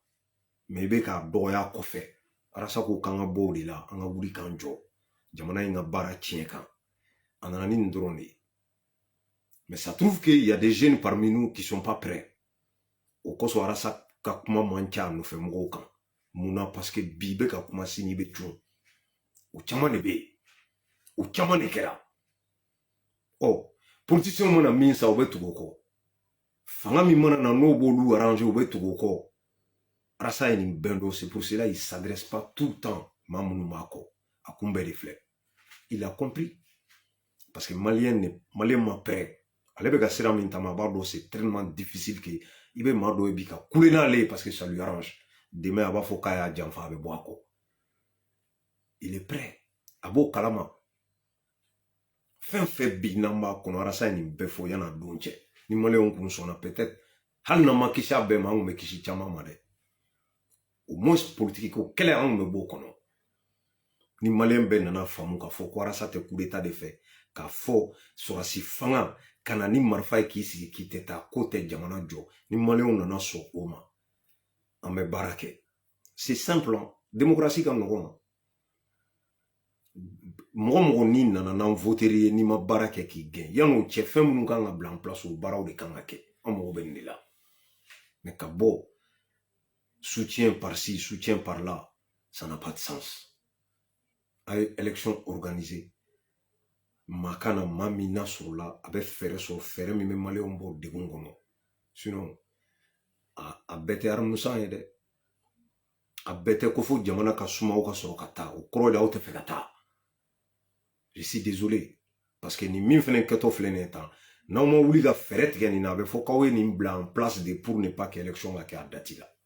ça il faut l'éviter Assimi moi à ta place ne bɛ min fɔ ka bɔ kuma la essayer qu'il débarrasse Choguel là non pas parce que Choguel ko ka go an ye c'est parce que il fait pas unanimité au sein de la classe politique parce qu'il est contesté. Pourquoi? Parce que lui-même il est politicien. Quand tu lui donnes un pouvoir pour organiser l'élection, ça ne marche pas. Risque wɛrɛ bɛ yen min n'a sɔrɔ an bɛ ka siran o ɲɛ k'o de kuma fɔ bi o de tɛ ka bɛn dɔw ma parce que Choguelɛziw bɛ yen maa minnu bɛ kule la ko fɔ Choguel parce que Seku Tumara ka campagne si tɛ foyi ye Choguel Assimi tɛ a tɛ sɔrɔsi ninnu fɛ a tile kelen ma k'u fɛ bilahi ne b'o fɔ dɛ a b'a fɔ mɛ tiɲɛ tɛ n'a y'aw diya a ye Choguel bila sini aw bɛ Seku a bɛ vɛsi wɛrɛ don min tɛ vɛsi finman ye a n'a ɲɔgɔnna caman fɔnba ninnu ta ye dɛ an bɛ yan komi anw bɛ CNT kɔnɔ nin fanga mana continuer anw fɛnɛ bɛ to yan sinon lui il est politicien munna tɛ taa parti min b'a bolo ka taa campagne daminɛ il va jamais le faire parce qu'il sait qu'il va pas gagner ces gens-là on les sait ni tiɲɛ minnu n'anw b'a fɔ o de b'u déranger o de la argument wɛrɛ t'u bolo k'anw traiter ni fasodenjugu tɛ c'est que ça ni tiɲɛ min bɛ ka fɔ arasa fɛ dɛ a bɛ ka transition de dɛmɛ Ivoiriens ka sɔrɔsiw minɛla yan nɔ arasa kuma na a ma dɔwɛrɛ fɔ ils ont raison par raison ko hali ni ninnu kun bɛna nale kojugu de kɛ n'u minɛna ka ban Dieu merci mais k'an ka maaw teliyara k'a fɔ ko mercenaires don quoi ale ma kuma parce que a bɛ ka ninnu dɛmɛ dɛ diplomatiquement ça fait défaut et ko minnu fɛnɛ bɛ yen Mali ni Ivoire liélen don a la a ye nin aspect bɛɛ de analyse kɛ mais kunfin t'a ye maa min tɛ fɛ ka tile ye wallahi a tɛ sɔn quoi a b'a sɔn ka ɲɛ ci tiɲɛ dɔrɔn de fɔra fɛn solution fɛnɛ de fɔra wa o solution a taara laban o de ma a bɛ ɲɛnabɔ diplomatiquement de aw ka kule in tɛ ka wuli hamu jija an b'a don ta ninnu de don non e m'a ye hali an ka cɛkɔrɔbaw n'a y'a terikɛ den dɔ minɛ kojugu la ou bien sonyɛni na a t'a livrer o ale bɛ se ka min kɛ a b'o de kɛ tout de suite ka bɔ k'a yira jama la ko nin de don a t'a kɛ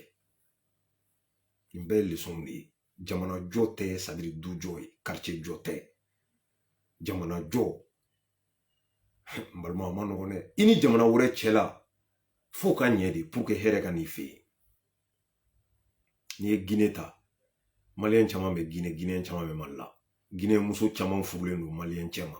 Malien muso caman furulen don Guinée cɛ ma. Côte d'Ivoire bɛ ten, Sénégal bɛ ten. Mais e ma nin si jateminɛ bɛ bɔ ka tasuma da don. Anw bɛ to kɛ k'o kɛ. An ti to i ka kɛ. Hali bi a sigida a bɛ ka amalgame kɛ. Mercenaires ni djihadistes ni ɲɔgɔn cɛ. On peut pas continuer comme ça. A ye nin dabila nin de fɔra aw ye dɔrɔn tout simplement.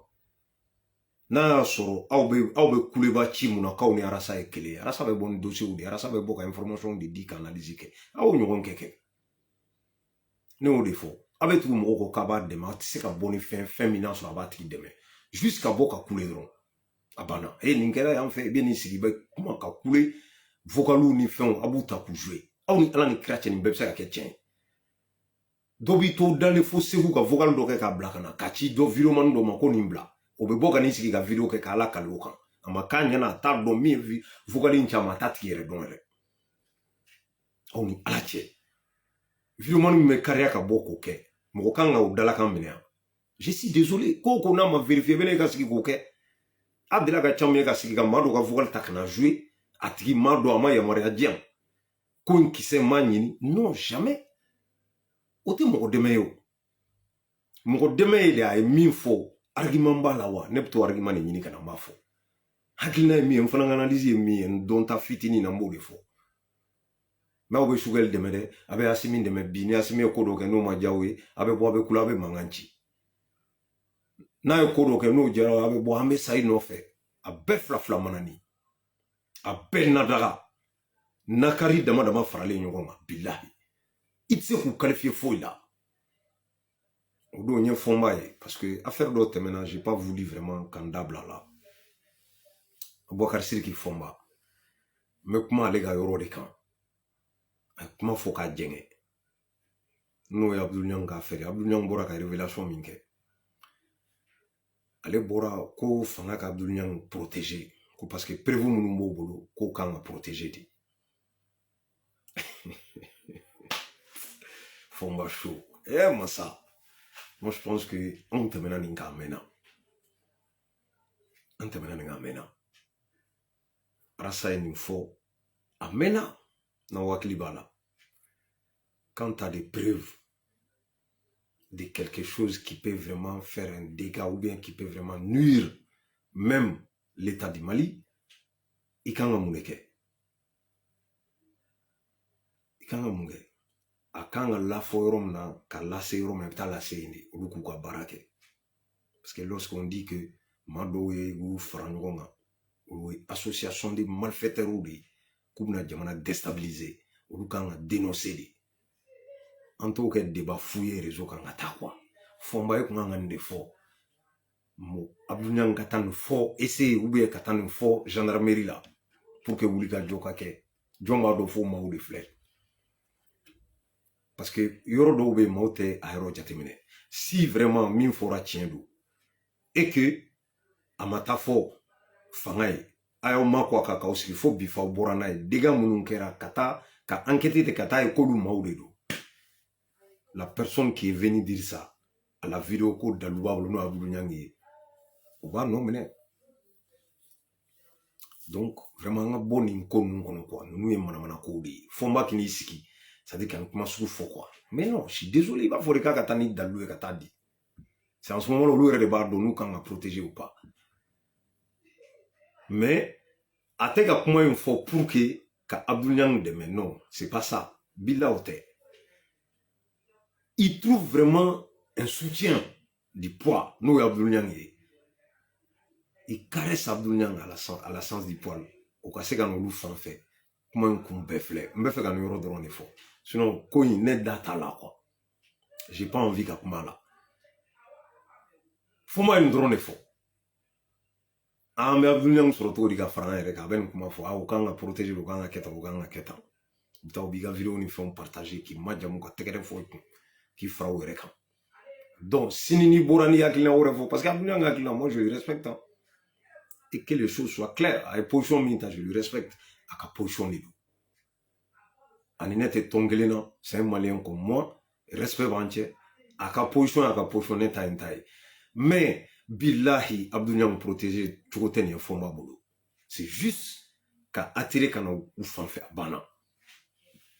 C'est aussi simple à comprendre. Chamena raison mais chaman kalama ko la sa. Donc era de. Donc balmo ni tu une vidéo shukura vraiment. Obe aketo. Ka befo dans tes folies mina. Ka wali manu me do ke mali. Malion. Hali bi an chesri. Terrorisme kele. Wallahi bede kanga se ki chesri. Ibse mina ikake. O do e dénonciation o do e ni ko mina mabe kanisi ki makun. Malion ay wuli aka se asero la. Ame min fenen fo an kolosi an gana beke kata mado mene ou désigner terroriste ka so terroriste so be kololo so akera 91 gaba ibe ba kalama mado jugula mo dro ku traiter ko zo essence ku kan an yo chama ni 91 après 91 article 320 o kana nyana bamako e ma min jenna ka fagala dantala mado fagala aso zonte donc an kolosi woro la parce que jamana ime chugo mona bi risque ba de be o risque te dore yan yere dama kana ta kay nyogona parce que ni e ma ka madini na ka sara o tito ine o bena ni moye kele an yere dama nyogonche donc ame bo kan kuma munu fo dondo kuma o de do ladilikan de do ani fene sran do kasika mawla somi an gana ta dron parce que bi de manka na e ma do o ye chugo manja ka to dénoncer ko terroriste ijija i ka dalu sɔrɔ ni siga do n'a sera a fanga tigilamɔgɔ ma olu b'a ɲɛdɔn mais anw minnu ye population ye an k'an janto an k'an kɔlɔsi et puis ka jateminɛ kɛ ne ye n ka solution de fɔ n b'a fɔ ka bɔ kuma kɔnɔ encore une fois n bɛ segin a kan Mali autorité kan ka mun kɛ u kan ka gardiw de bɔ ka effort doubler k'u bila patrouille la u sen na gardaw la arrêta nunu na suguba kɔnɔnaw la hôpital da nunu na yɔrɔ stratégique ye ka sɔrɔsiw b'o u bɛ patrouille kɛ H24 u bɛ relever maliyɛnw na ma nin kɛ a sɛgɛn ka bon dɛ pour que sécurité kana o tɛmɛnen kɔfɛ misiri o misiri bɛ Bamako k'a bɛɛ recenser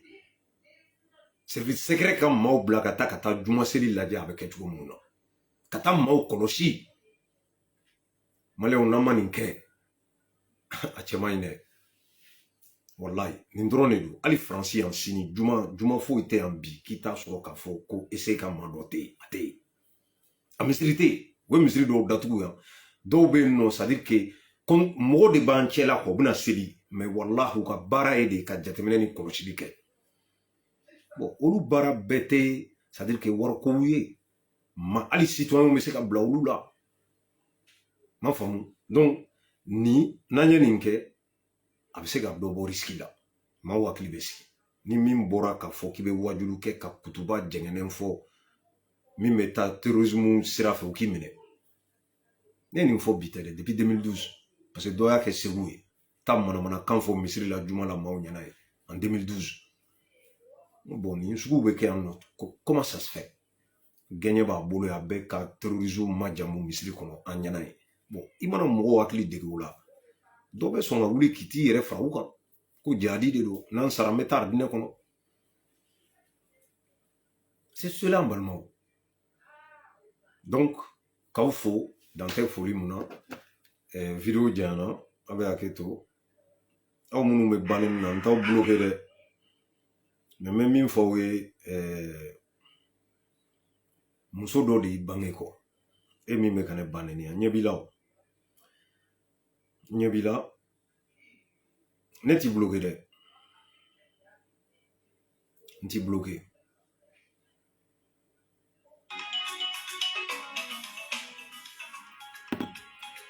n terikɛ n t'i bloqué mais n'i bɛ ba valeur dɔn i tɛ ne sigiya ka ne ban nin e ma bɔ sanfɛ ka tun dɛ ayi i ma bɔ sanfɛ ka tun mais n'i ni ala to quoi i ba ma foyi kɛ ne la a t'a dɔn k'a den bɛ ka bɔ ba ninnu kɔ i ba ye muso de ye n bɛ dugawu k'a ye ala ka mɛn si la n'a fatulen don fɛnɛ ala ka ye wusa ma n'u y'a ye bi jija bi dɔ ye vocal ci ma dɔ ye vocal ci ma billahi n b'a k'a la o b'a lamɛn quoi je sais pas si c'est là diɲɛ bannen tɛ a ma min d'an ma ese ne ma bloqué yɛrɛ parce que n y'a la raisonner ka dɛsɛ.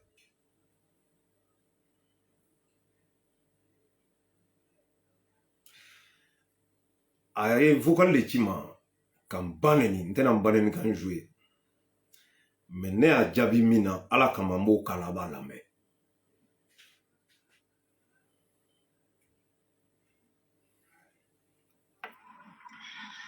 Ouais, n balimakɛ ça va somɔgɔw baasi tɛ yen bien merci. N terikɛ dimina dɛ e tun tɛ se ka kuma wɛrɛ fɔ ni banɛni tɛ min ma ɲɛ ou bien min ye nkalon ye fɔ dɔrɔn i ye banɛni kɛ sisan e ni ne bɛɛ muso dɔ de y'an bɛɛ bange quoi tu vois donc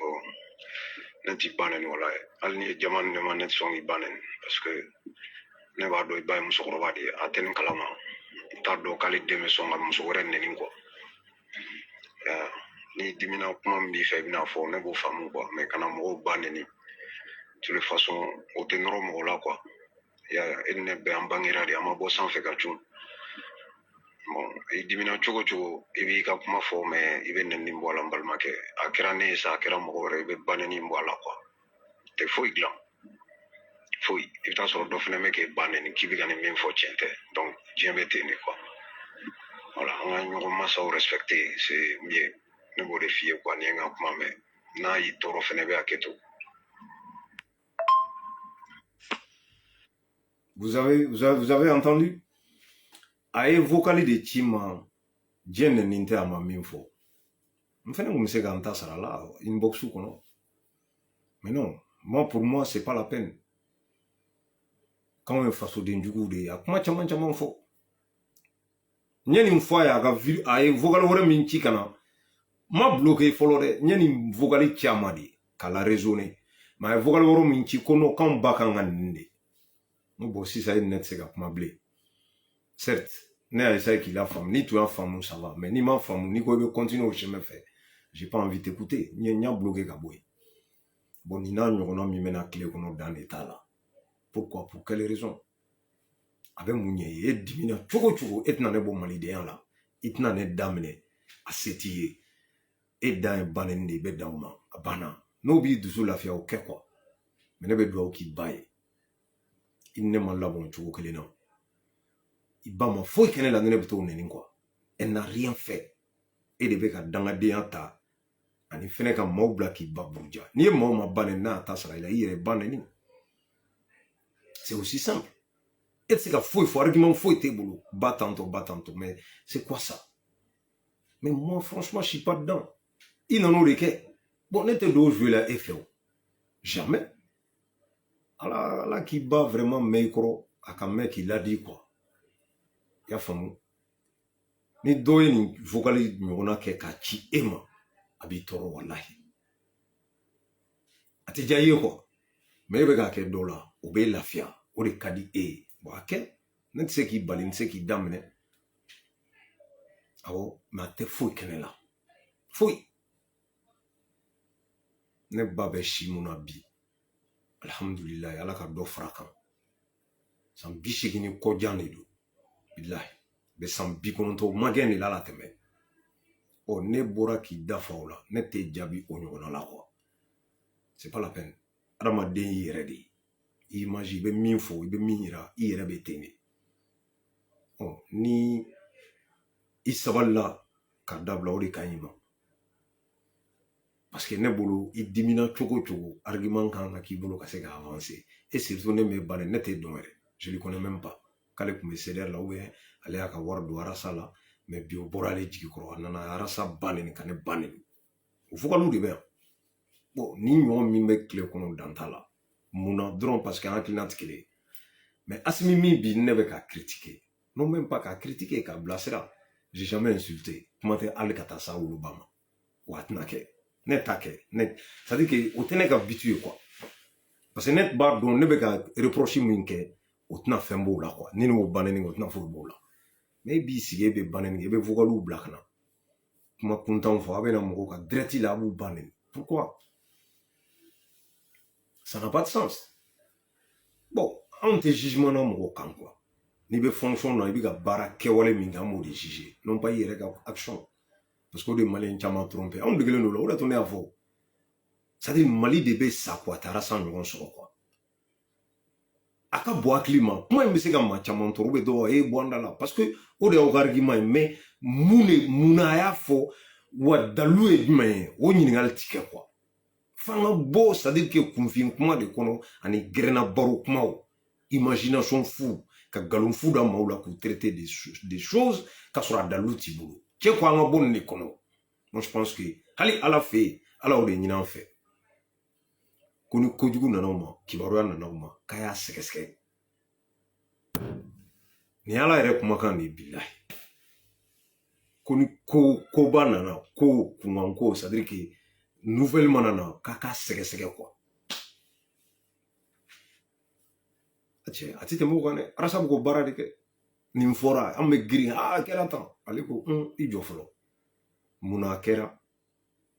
nini kera be munke awo de nyanyini ko fawye atse ko fu ka tegere fu atse ko korota atse ko majamu chebe kan bo filila mafika so atama de mais ni atan la me abse ka sirawre de ma quoi ne ben ne faut que ma be malien non pas nyake arasa fait la question n'est pas là on n'est pas là pour demander aux gens aimer ça ou pas aimer on s'en fout avec un baraminke quoi c'est ça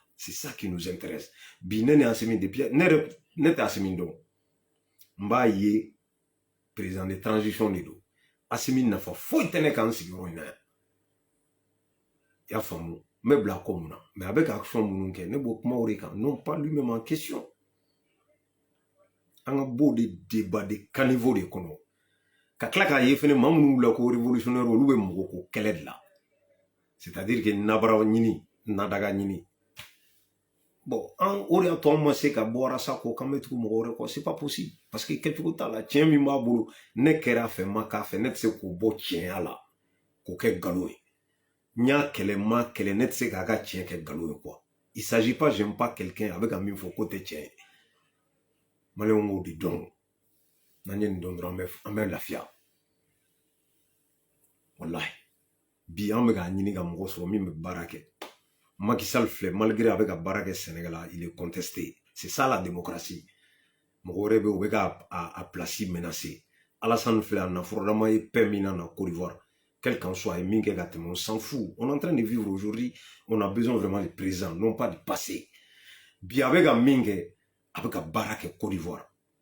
Détail nous nous mogoto là, mais malgré tout ça, il est contesté. Opposant au mal. C'est ça la démocratie. Ça fait partie de la démocratie. C'est comme ça aussi qu'on construit un pays. Mettre les pressions sur le président pour qu'il bouge. Pour qu'il travaille. Mais malheureusement, on dit non. Ni kera président, mais Jemeni balade taka tegere fiku. Imanata djenro tout va bien. Erebe kununga boss no la kumanowa soro, tout ne va pas bien. Ça c'est un défaut. C'est ce qui marche en France. C'est ce qui marche en Italie. C'est ce qui marche aux États-Unis. Il faut des opposants. Il faut des gens qui sont pas d'accord. Consensus dans un pays, ça ne marche pas. C'est cela, Mbalmao. Il faut contester. Il faut vraiment s'opposer. Kalani idewore minta letanye. Na esira do tania do kololo bala. Boyka kuma foika kele o de wajibale no beka. Citoyen paix. Maintenant, olu mauta ku traiter de façon denjugu ku ke korewe. Mais doni mbemi, awka doni mborami. Aborami. Qui était critiqué, c'est ça, c'est comme ça qu'on construit un pays. Avancement béni. Mali politicien, on ne veut pas dire non même pas coué wardou parce que dans le ténèbre, mais consensus ani c'est-à-dire qu'on parti ta café parti warauma ou bien quatre députés a élément vessi élément que toi assemblée qu'on c'est ça qui me choque. Moi c'est ça que j'aime pas. Parce que vous faites une qui a rallié pouvoir en place pour gagner quelque chose à manger. Sinon, il y a parti qui est moins. Il y a conglé dans le de défendre. Ne desera ko défendre ta fra moka. Il y a un effet droite be fra gauche ka jamana jo. Kono kono ambe fra no ko jamana be jo. Démocratie là c'est archi faux. C'est pas vrai. Tiens. Valeur de l'ebe nan jelen là peut-être on peut travailler ensemble. Mais on là on opposé les nous. Mais ni il ne jelente valeur fou il a neka frega ka jamana jo tiente galonu a ben namara avec on de koka faso de arasa ko anga kunu ngabo de sunola anga nyele non pas qu'un fait qui fait on n'a pas besoin de ça. Arasa muso va faire, va muso fait. Et kaka fait, kana fait, ça lui fait rien. Ce qu'il dit là, avec mieux follet, c'est ce qu'il veut voir. Et quand il analyse bolo de camp. Donc on a kuma do fait kakera yan fait. Ou y'a version faux. Kera do rien on en a fait version flat clé. Maintenant c'est à toi de voir. Ni nana min fo, ni nana min fo. Mais c'est ka baraka ni mais. John tani tient ka sou. C'est comme ça on travaille. La vie même c'est comme ça. Le climat de baraka est né. Il y a comment faut être pour account. Il faut écouter. Mais ni nana nous faut dire qu'on non. Et tu es arasa donc. Aïe n'inke en fait à donta. C'est-à-dire, jamana jogo kuma mega foro, on parle pas de ça. Allez, c'est un bonio kono. Kataniye terrain wore ka terrain mais sa vie privée ou bien kodo kera ay kele do en fait ay do da cha ketan. C'est ça dit que alors kabako de do quoi. Akabo climat. Donc balmo awe fo. Mais nga grenade on fo ya non oui colonel Diawatra ani mon président Suku Sako ani général. Capitaine fou, en liberté, quand même t'es fou. Au bel folie noir. Sans oublier vraiment Ahmed Koulibaly. Ka folie là c'est Malibeuse Kounafoni. Ah ouais. Un homme fidèle, n'est qu'un professeur. Malibeuse. Tu vois, quand elle est yaman no connaît. Adamne, nya adamne mal là-bas. Te chebede. Nata me lata. Hein? Dusubaya me lata. Balma ou. Amanogo. Malibeze et tchè quoi. Vraiment. Depuis n'y a donc fou bi sera que nous quoi. Il faut le dire. Voilà. Ni est mort donc. Il y a donc tu comme non faux quoi. Ça fait rien. Sinon tu m'as dit kuni jute dota la dota ere intara nata wari. Tu vois? Dota dusubaya. Benita itakundu. Mais akundo ere kunke kulute chumfuka djemuli. Bon. C'est comme ça. Moi, les gens rêvent de bi. C'est pas grave. Ça fait. Après, il y a chini machine. Oui, c'est qu'il y en a. Mon tuncho n'y a. Lui, c'est qu'il y a l'enduguni. On voulait la cour d'eau faire un bagage au boulot. Voilà. Oui, encore quitter une alaga noire. Tonyo. Cour d'eau a bagage au boulot. Eh. Aïwa. Anya toi là-bas. Et nous pouvons moins dramer. Kudoga bagaju bro ngaya to ala machi ala ga no we anko kiti ala ga no ya eche chaveke to di c'est comme ça fait rien bon ni mbeba là quoi de toutes les façons minga gelendron ceux qui sont là qui travaillent tous ensemble on a essayé de voir comment on peut avancer maliko ine do ko en be franyo j'espère que be hami maliko quoi ala mega munun kele ou hami maliko mais ou be ga on kele kan yo jugu de quoi chambe songa ka jamana feri ube ka jamana do supporter ka jamana kan yele ko do ni en fois la on du gono bi genga bo kenema l'enfant de Crémis maraka ere billahi et joli fo itala note voilà donc du coup